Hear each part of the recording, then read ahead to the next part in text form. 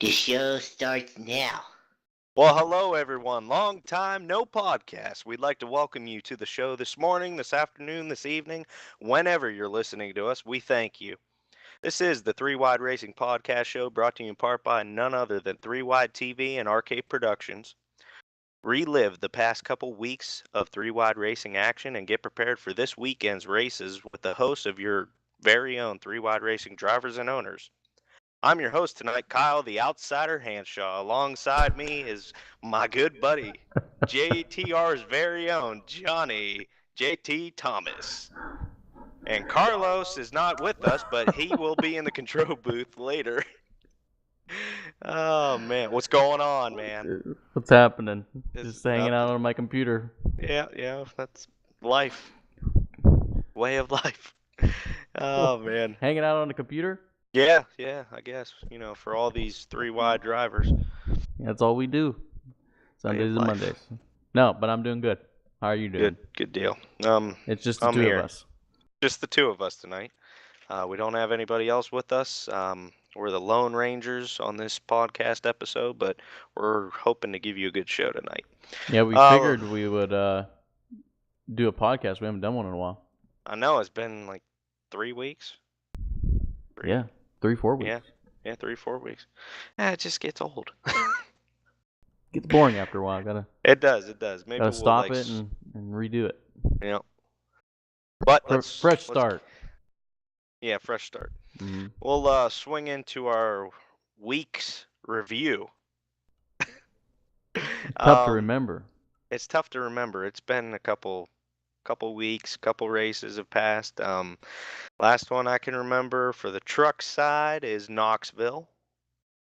Nothing happened there. Nothing really happened there. Let's talk about the dirt racing real fast. I know I had a good night. I started first, finished first, led 71 laps of the main event. Was happy with the truck all night long. I was really strong. I don't know. I liked that track for some reason. I thought it was going to give us some trouble, but I was really happy with it. It was a lot more comfortable than Eldora, it seemed like. And it seemed like more racy. No, it did. I wish we could have raced a little bit. Yeah. Oh God, that's going to be one of our talking points. The fuel mileage. Oh yeah. At that racetrack, that was crazy on a dirt track.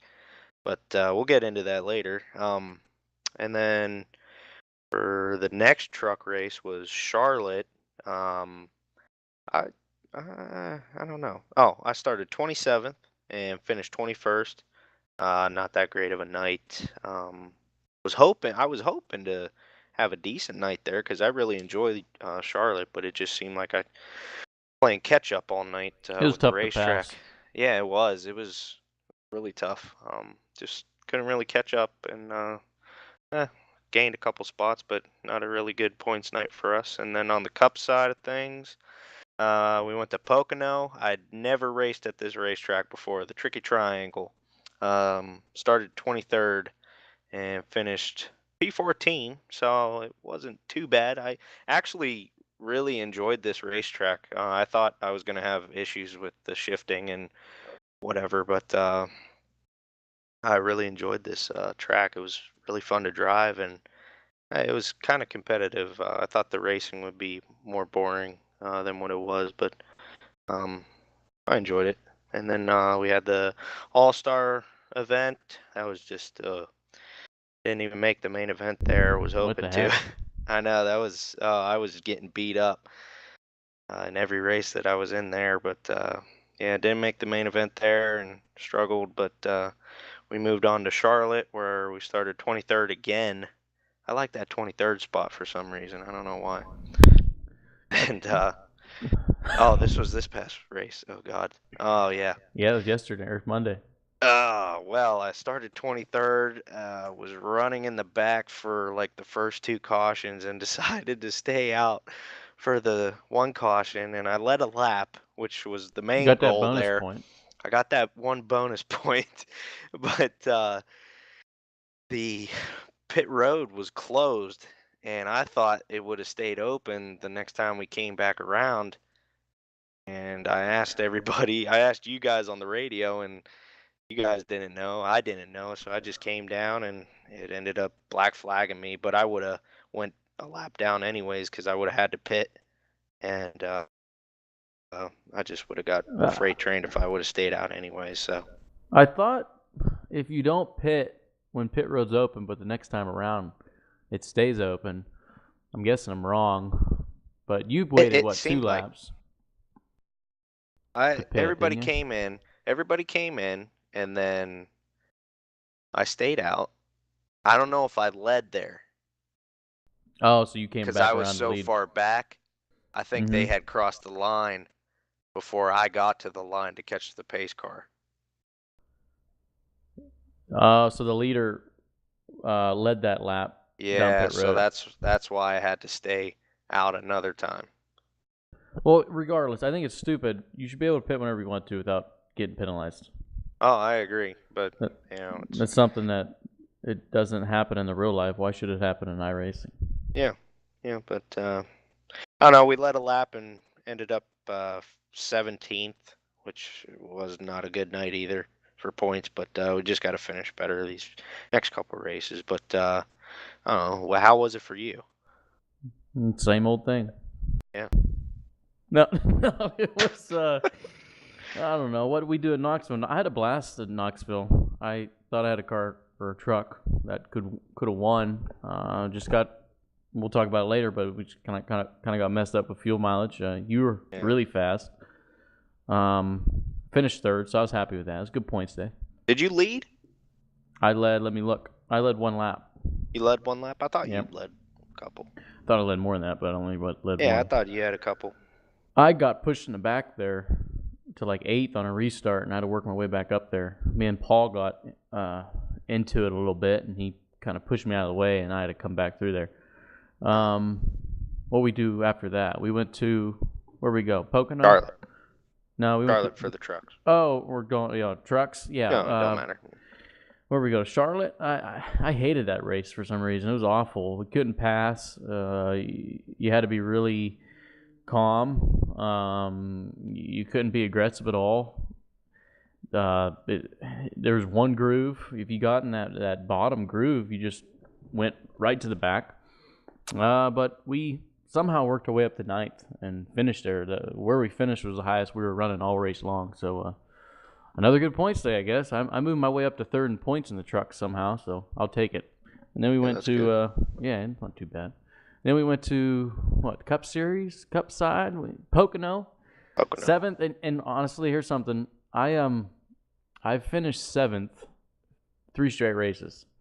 So far. Yeah, Auto Club 7th, Pocono 7th, and then this week at Charlotte 7th.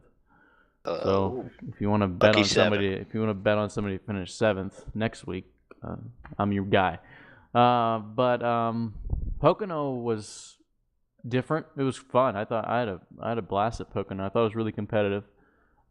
Shifting was interesting, like you said. But I thought it was cool. It was cool being fast there. I felt like I've always been slow at Pocono, so it was something different.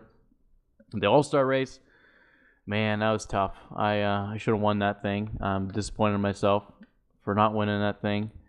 Led 54 laps. Didn't pit the whole race. I had really old tires, but I'm not going to make excuses for why I lost. Just Tate kind of snookered me on the start there, and that outside line, if you could work it and make it work, that guy on the bottom wasn't going to be able to pass you, and he passed me on the outside, and then I got shuffled back.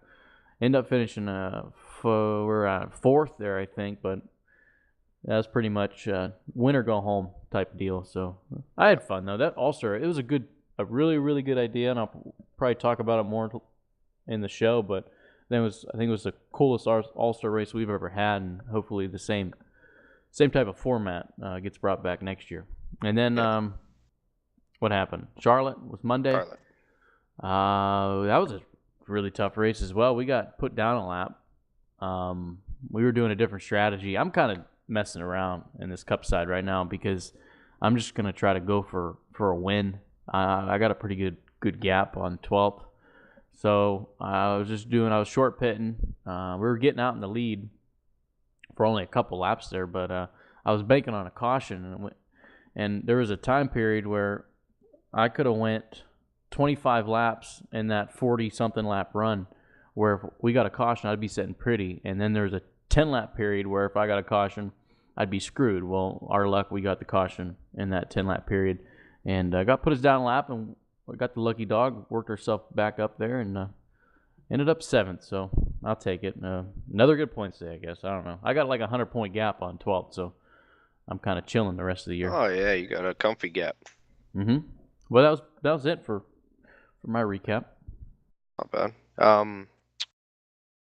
Go back and for the Knoxville race, I was the winner. The Charlotte truck race, Chuck Sweeting was the winner there, and then on the Cup side for Pocono was Cameron Rich. The All-Star race at Sobo was Tate Lytle, and the Charlotte winner was Cameron Rich again. So he's having a killer season on the Cup side, without a doubt. And a good win for Chuck. He's had a lot of bad luck, and bad luck, Chuck. But he had some good luck. He had some good luck at Charlotte, and he ended up winning that truck race. So good for him. I like Chuck. I think he started in the back too. Did he? I believe so. Yeah, I think he started in the back. Chuck Sweeting started 28th at Charlotte, ended up winning. Wow. So my theory of you can't pass totally went out the window with Chuck. We were doing something wrong. Yeah, Chuck was doing something right. But yeah, good job for Chuck. Yep. All right, let's swing into the talking points of our show. The first one for tonight will be the All-Star Weekend for 3 Wide. What did you think of the format? I loved it. I made it. That is correct. All right, what did you think of the racing? Well, the format, I wanted to make a format that was exciting, and it gave an incentive for each type of race, whether it be qualifying, the heats, and then the heats lead, and the LCQ, and then the feature.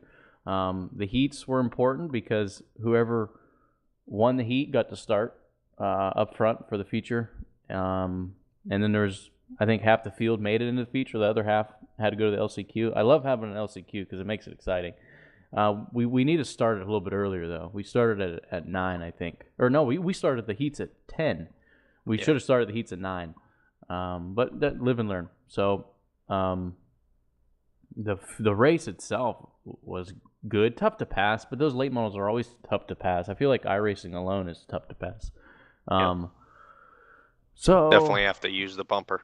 Yeah, and the late models are not good with using the bumper. You tend to just spin the guy out in front of you. You can't really tap on him. I think street stocks you can really beat and bang, but the late models, the nose and the bumpers don't rear match bumper up. They don't match up. But I thought it was fun, and then the broadcast and the interaction we had like 30 people watching at one point. That was really cool. It may not be a lot to some people, but that's the most we've had, I think, ever watching at one time. So a lot of people were tuning in, and it was cool to see. It was an awesome night. It was probably my favorite night I've had in a long time in this league because everybody was interacting. There was drivers up in the booth with Justin and Carlos. It was just a fun time, and I wasn't going to be mad wherever I finished because I had a pretty good time in that All-Star race. Yeah, it was more of a laid-back feel for that weekend. It was. It was nice.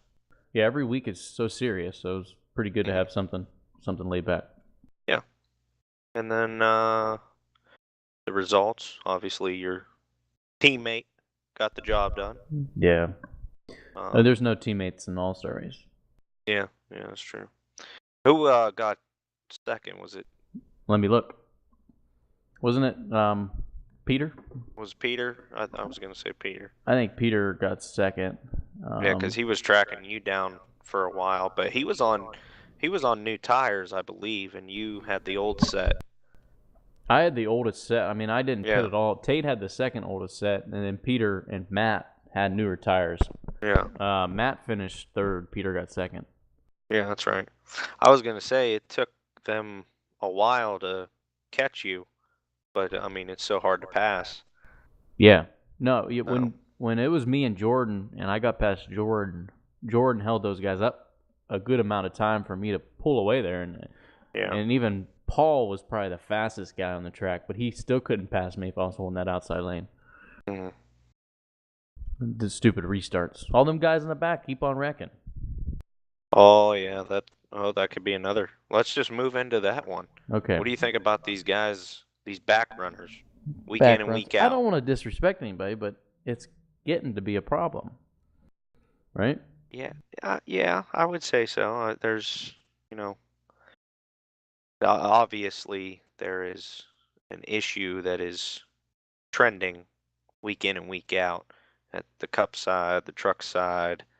I mean, I don't know what there is to do about it, but I don't know. Well, it's not like we're having a lot of cautions. It's just all the cautions keep happening in the back.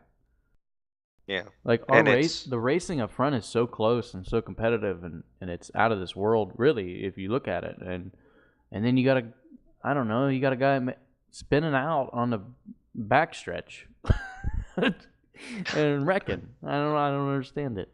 yeah, But they're all racing hard. I don't mind wrecks that happen from the beginning to like 75% into the race, but when you're wrecking in the back with like 15 laps to go, 10 laps to go over nothing, you're not going to gain any spots. Why are you running so hard? yeah. Why you When pushing the car? there's a good race going on up front. I don't know what happened there on Monday at Charlotte, but it's been happening throughout the year. I don't know. Maybe you have a solution.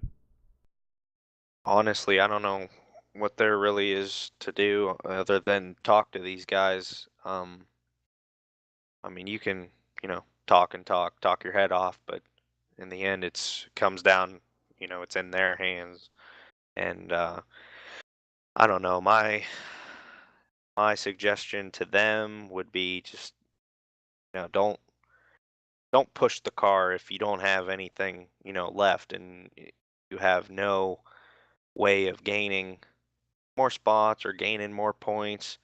Just, ride it out, drive your race. There's no need to push the issue Mm-hmm. basically and cause a unnecessary caution or mess up the race for the others that are, battling and trying to actually gain more points, whether it be for the playoffs or just, in general. Mm-hmm. Yeah, and the competition has went up so much in the past couple years that I think some of these guys are just over aggressive and trying to keep up with some of these guys that are really fast, and they just can't yet, and Mhm. it's causing them to wreck.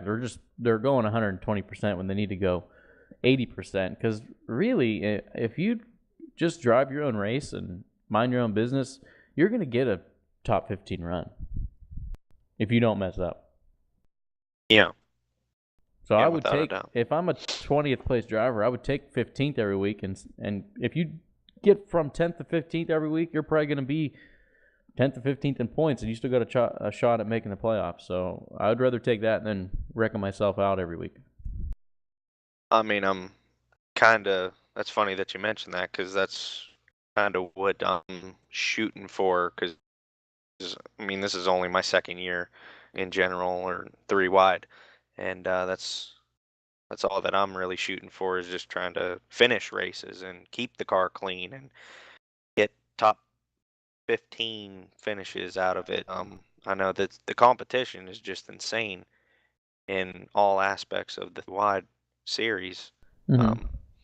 But you just gotta, the goal is to keep the car clean or the truck and finish as best as we can, and hopefully we can make the playoffs in both series. That would be really nice and a big step forward for KHR for sure.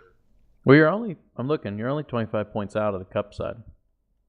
Truck side, you're 30 points out. And I didn't know only 10 people made it. I just brought that up to you before the show, but Yeah, 10 people make the playoffs in the truck side. I wonder how many guys know that because I thought it was 12. I didn't know either. Yeah, but it'll be interesting. These guys, once what we got here, we got about like 5 or Mm-hmm. 6 more races for trucks and cup. Yep. It'll be interesting these next couple weeks. The racing will be definitely one for the books. Oh yeah. Moving on to the next talking point, we got the dirt race at Knoxville for the truck side. Would you did you like the format? Yeah, I like the format. The only thing we really talked, the racing was great, like always. Racing I think. was better than the Eldora race, I think. Yeah, it was good. A lot more competitive. Yeah, it was a lot more line sensitive, I thought, than Yeah. Eldora, but it still put on a good show. It's just the fuel mileage thing was the only big issue. I tell you what, it was sort of hard to pass, but for the guys that actually know what they're doing and have some experience on the dirt, um, I know from experience basically, but on there was a couple times I passed uh, one or two guys on the outside. I think Peter was one of them. I got by him on the outside, but I don't know if he was trying to save fuel because that was about the time where, we were all kind of talking about the fuel issue, and he might have backed off. But I mean, if you got the line right, you could pass on the outside and, make obviously the passes on the inside. Mm-hmm. No, yeah. I don't even know. The Knoxville race was hard to judge because I didn't even know what kind of hand anybody had based on the fuel. I was, I don't know if I could get around you. I was staying 2/10 to 5/10, and then I hit my fuel button, and I saw that I was way off, and I backed up. I think I backed up all the way to almost like 3 or 4 seconds behind you, and fell all the way back to fifth there. Yeah. So it was different, but it was something that we didn't expect. So can't really put the blame on anybody. Yeah, no, what I was doing was, I mean, when we really started talking about the fuel mileage and whatever, um, that's whenever we would get a caution, I'd be clutching the motor. I would just shut it off and let it coast. And it coasted. I was surprised at how long it coasted and actually kept up speed. So I was able to save a ton of fuel just by coasting it. And then um, towards the end of the race, I knew Wade was doing If amazing. if we didn't have one or two cautions, Wade would have won the thing. Yeah, yeah, because we all would have ran out. Mm-hmm. But what I was doing, we got a couple restarts there with about, I think, 30 to go, and um, I was getting lower on fuel, but I like calculated it out to be like I was 2 laps to the good, or maybe a lap and a half to the good, like when we got down to like 5 laps. But what I tried to do was uh, get a gap. I would go as hard as I could at the restarts that we were getting, and then uh, when I would get a good enough gap to where I was comfortable, um, I would, let off early on the straightaways, and then I would be half throttle in the corners, and I was just maintaining that gap from myself to second place, and it paid off. I was really pleased with the result and how I performed at that racetrack, even with the circumstances. Yeah, you won, so you're probably pretty happy. Oh yeah, yeah. Yeehaw, brother. All No, right. it was good. What's the next talking We point? we talked about the racing overall in the Mm-hmm. 3 wide series. Let's go to this one. Truck series. The truck series has seen 9 different winners in 9 races. Yes. This is, I think, I'm really happy about this because I think the truck series is probably the best series I think we've had so far in my uh, career in 3 wide. It's very competitive. I'm loving the racing, and just like these trucks are so fun to drive. Mm-hmm. No, yeah, no, you're right. The trucks. I mean, that's so cool that we've had 9 winners in general. I don't think we've had 9 winners in a season, maybe 9 or 10, but I think we're going to get a couple more winners in this series. It's been really cool to see some of these guys win, and I think it's a product of Corey's schedule that he built up with all these different tracks. Daytona's a wild card. You're going to see different guys run good at the dirt. You're going to see different guys run good at the road courses. And then you have a mix-in of short tracks and mile-and-a-half tracks. So it kind of feeds into specific wheelhouses of different drivers. And I've enjoyed the heck out of this season. I wasn't even planning on running the whole season. I was just going to pick tracks I liked, and I got into it. And I've been really enjoying it. And I know we got Lime Rock, which I don't like road courses, but this one, Lime Rock ain't a bad track. It's pretty quick. Yeah, I actually looked up the layout of that racetrack. It's a road course, but it's kind of like an oval road course. Mm-hmm. Yeah, it's Weird. a faster road course. Yeah, it's pretty cool. But moving on here.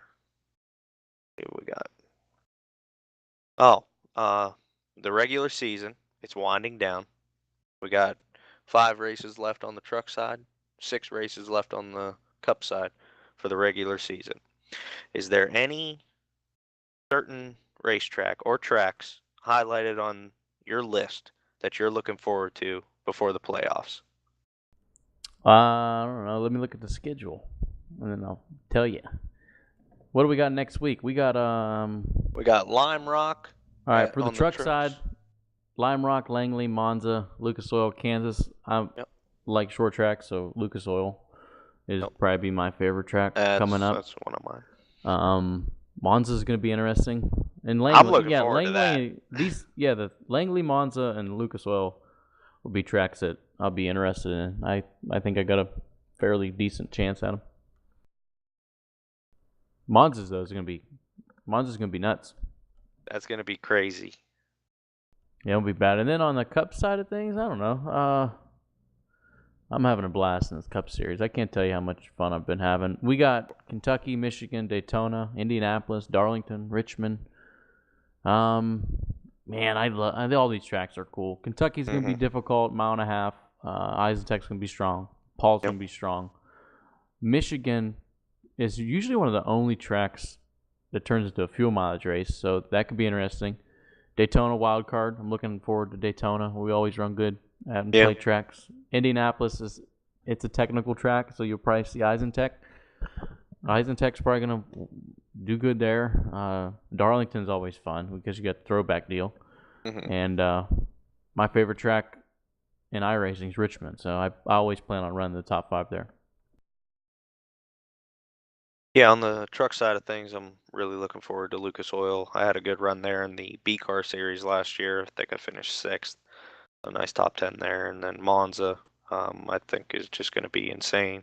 I'm really looking forward to that because I've watched some videos on that racetrack, and it's pretty cool. It's going to be hard, but it'll be fun. And then on the Cup side, I'm looking forward to Daytona because, you said it, we always run really good there, and hopefully it'll work out. And then Darlington for the throwback weekend. That'll be awesome. And then Richmond's always fun too. Yeah, and I think we're having a new setup at Daytona. It's going to be a little bit different than what we've had normally, so might generate some more passing, more excitement. Because my plan of is not worked the past two years, or actually probably the past three plate tracks. The setups, our strategy is junk, and I have a completely whole different strategy, especially for Daytona. With my point situation, I'm going to try to qualify up front and stay up front. I'm tired of making deals with people. Yeah, I noticed these last couple of restrictor plates that we've been at, we always team up, but we always, what was it, for I think it was the Clash we had at Talladega. We were up front for basically the whole race. Yeah, that's the strategy. I win. We're up front, but I try to get in the back because I always feel like wrecks are going to happen. But we don't have any wrecks anymore on these plate tracks. And then there was another, I think it was in the developmental series. I led almost the whole race, and just I felt safer when we were out front. And we have, if we get, all your guys on your team, and then me, I think if we stay up front and like stay all hooked up in the lead, just leading these guys, I think it'll be a good race for It's us. fun, and they've got like every team in this league has got this plate thing figured out as far as pitting and strategy, and it's crazy how good this league is just based on. I mean, we go to these places maybe 3 times a year, and they've already got everything figured out. So you definitely have to be on your game. Yeah, for sure. What's next on the topic? We got. I think we're done with the topics now. We could go into the spot on, spot off part of our show. Ooh. We got. Okay, 4 drivers have only won in the Cup Series. What is the deal? Spot on, spot off about that? Yep.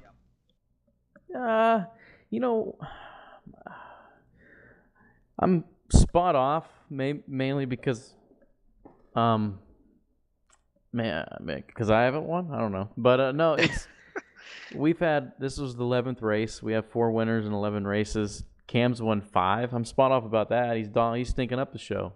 Stinking it up. And I'm kind of more surprised of, and I know he ran really strong this week, but I saw some flaws in Peter, which I've never seen before. Him struggling with the car, him sideways with the car. Usually when I can see Peter, it means he's doing something wrong. I'm not doing something right. So I've noticed that Peter's human. What? Paul's got 2 wins. Levi, he snuck into one at Bristol. So you could almost have said there could only be 3 winners, but there's 4 with Levi winning at Bristol. I still think we're going to get some different guys here. Sam's due for a win.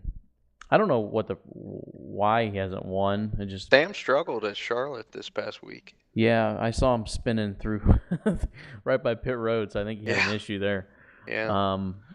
So the competition, like the playoffs, are going to be really exciting. From first to I don't know 7th or 8th. Hackathorn's running really good. Luis is strong.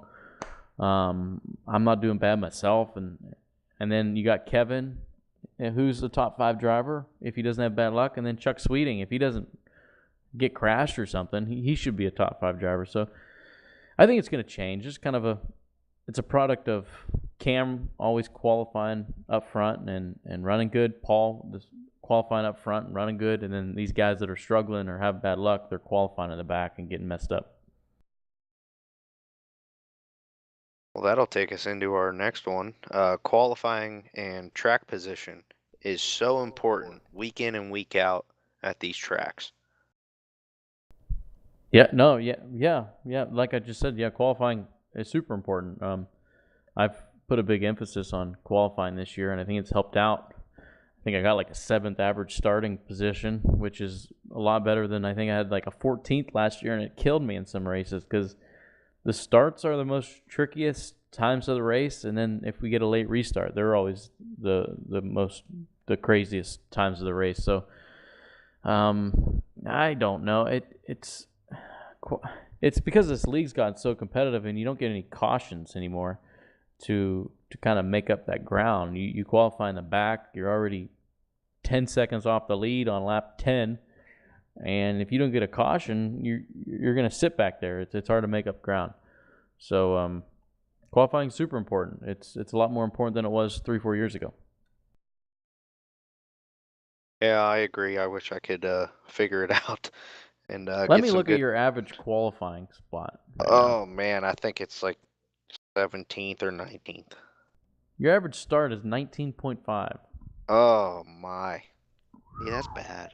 That's tough. It's tough on a single car team, man. Qualifying or just qualifying bad? Just qualifying starting, stuff. Finishing. Practicing. I'm running out of money. Practice is expensive. Is that why you roll in at like 9:45? Yeah. Gotta save that cost on fuel and tires. Save the tires, yeah. Oh man. Your average finish is 13. So you got a 6-point gap, 6-position gap from your start to finish. That ain't bad.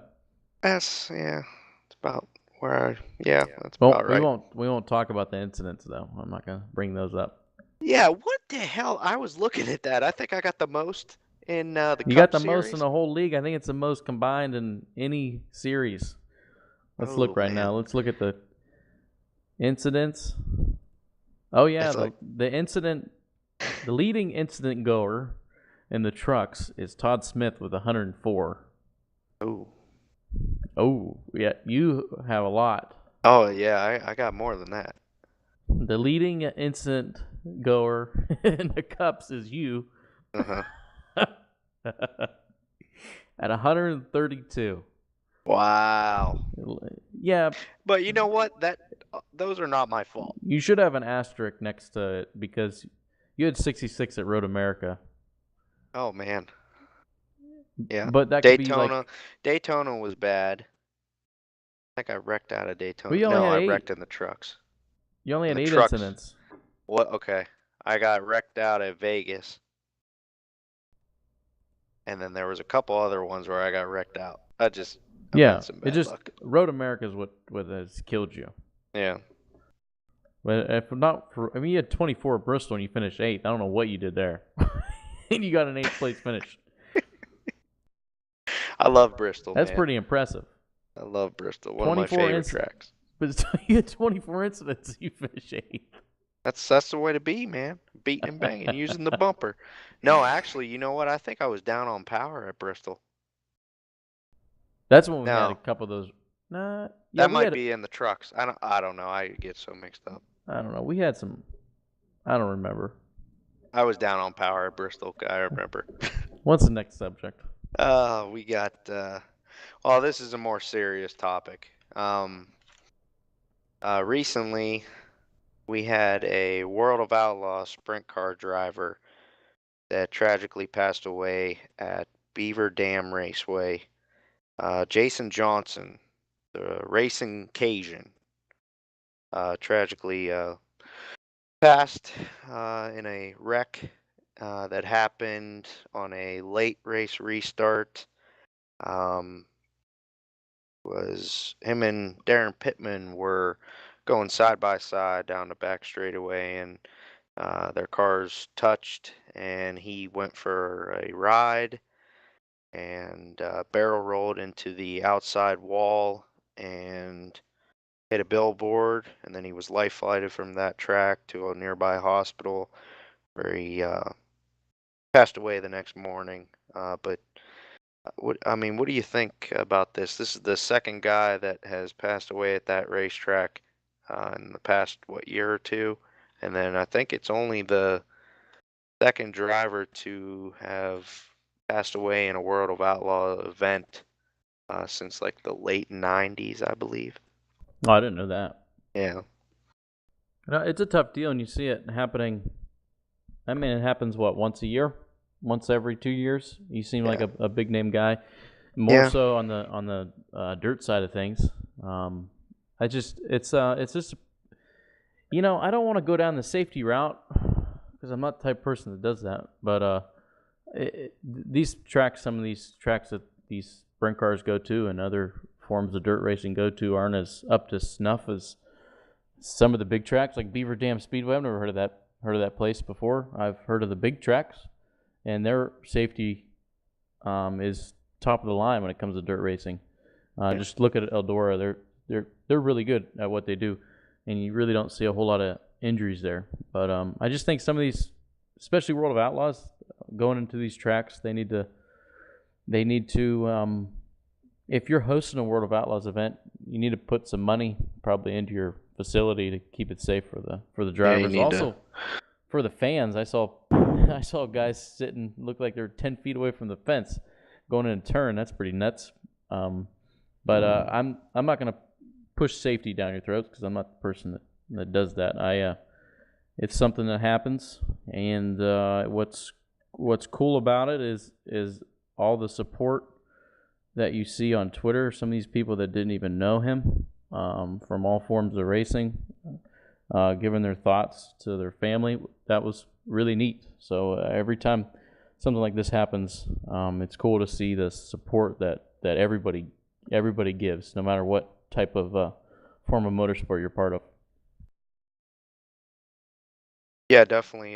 It's, my dad always said that, this racing is a family, and just everybody that is involved in all aspects of, the motorsports area is just, one big family. I mean, everybody, including the drivers, they know the risks that they take, and they know what they've signed up for. And I read somewhere where I think it was a local sprint car driver. He said that, this is one of the reasons why he kisses his wife and kids and tells them that he loves them before he goes out onto the racetrack for every event that he participates in. Because, I mean, there is always that, chance that something might happen, God forbid. But I do think that the cars are up to par. I mean, I think they're the safest, cars that they've ever had on the sprint car side of things, and just in all aspects of racing. I mean, the safety is just outstanding nowadays. But I do think these local dirt tracks in America do need to make some modifications to their facility, whether it be put in um, newer grandstands that are farther away from the fence, and or actually put a catch fence in the turns and on the straightaways. I think they have them on the straightaways, but definitely you need a catch fence all the way around the racetrack. It'll be safer for the race fans and for the drivers, because I do believe, and my dad even talked about this. We've been talking about this for the past couple of days, because it's just, it bothers you being and growing up around it all your life, and being around it. It just gets to you. And I do believe that if they would have had a catch fence, it would have turned the angle of that car, and I think he would have still been with us. But the way his car hit the top of the roll cage, hit the um, top side of the concrete wall, and I think that's what did him in. And people were also saying the billboard that he went through. Um, it was just a scary wreck, and you could tell by everybody's reaction, and to everybody that was there, and everybody on Twitter. Um, just thoughts and prayers go out to his family, and to Darren Pittman's family, and all the friends that they knew, and knew him. But yeah, it definitely. I think these tracks can definitely make the facility safer for the competitors and for the race fans themselves. For sure. Yeah. It's one of them deals. It's one of them things that sucks when it Yeah. happens, but The freak accident, yep. you don't expect it.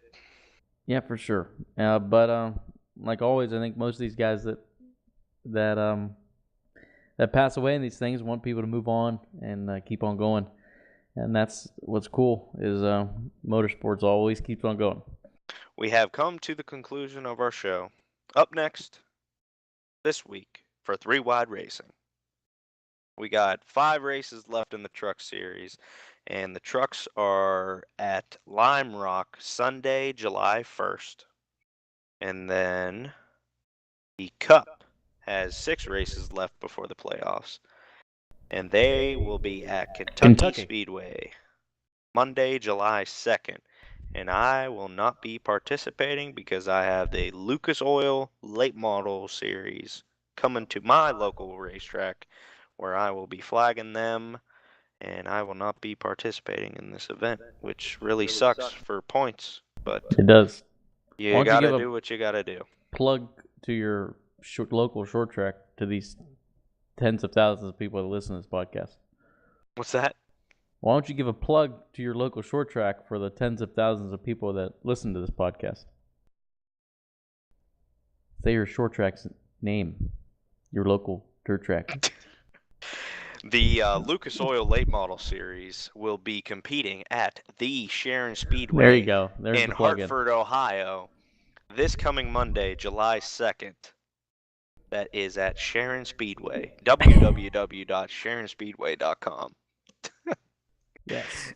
Oh, man. But in closing, we would like to once again thank everyone for tuning in and listening to our podcast. We know you don't have to, but we do appreciate it that you do. Be sure to keep up to date with all the 3Wide Racing news at their website, www.3wideracingleague.com, or check us out on Twitter at 3Wide Racing or at 3Wide TV.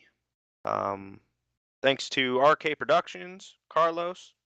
He's the man. Thanks to Corey and 3Wide Racing. We all really appreciate it. I'm your host, Kyle Hanshaw. I'm Johnny Thomas. And thanks, folks. Have a good night. See you later.